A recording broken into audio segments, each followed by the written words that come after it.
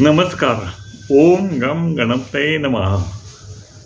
प्रथम गणपतीचं नामस्मरण आणि नंतर कविता. माझी कविता आहे महत्त्व फार. कवितेचं महत्त्व फार आहे, कारण प्रत्येक वार आपण उपवास करतो, पण नेहमी काहीतरी एक देवाचं नामस्मरण करणं हेही महत्त्वाचं असतं. म्हणून ही एकच कविता वाचली का सर्व देवतांचं नामस्मरण होईल अशी मला अपेक्षा आहे.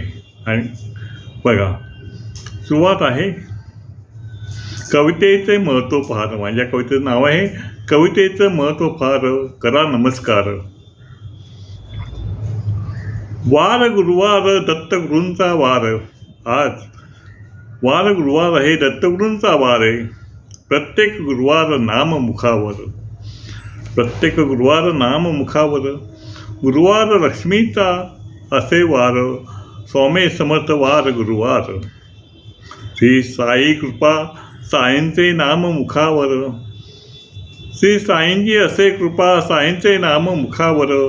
बाप्पा गणरायाचे नाम प्रत्येक वार. बाप्पा गणरायाचे नाम प्रत्येक वार. कुलदैवत नामस्मरण असे करावे वारंवार. कुलदैवतेचे नामस्मरण करावे वारंवार.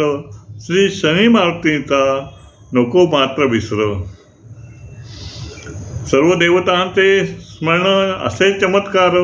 सर्व देवतांचे स्मरण असे चमत्कार.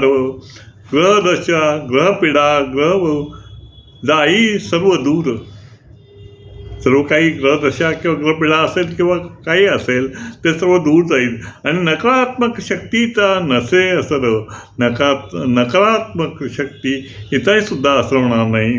अशी एकच कविता उपयोग असे आयुष्यभर. अशी एकच कविता उपयोग असे आयुष्यभर. देवतांची पूजा अर्चा असे आधार. देवतांची पूजा अर्चा असे आधार. सर्व संकट घेती वारंवार. तेव्हा प्रत्येक गुरुवार आहे, आज शुक्रवार आहे असं न म्हणता जे आपले कुलदेवता आहे तिथे नामस्मरण करा. आणि जे आपले राशीस्थानी गुरु येतो किंवा शनी येतो अशा वेळेला आपल्याला नामस्मरण देवाचं करायचं असेल तर प्रथम हे करा. मग माझी एक कविता फक्त वाचा. नमस्कार.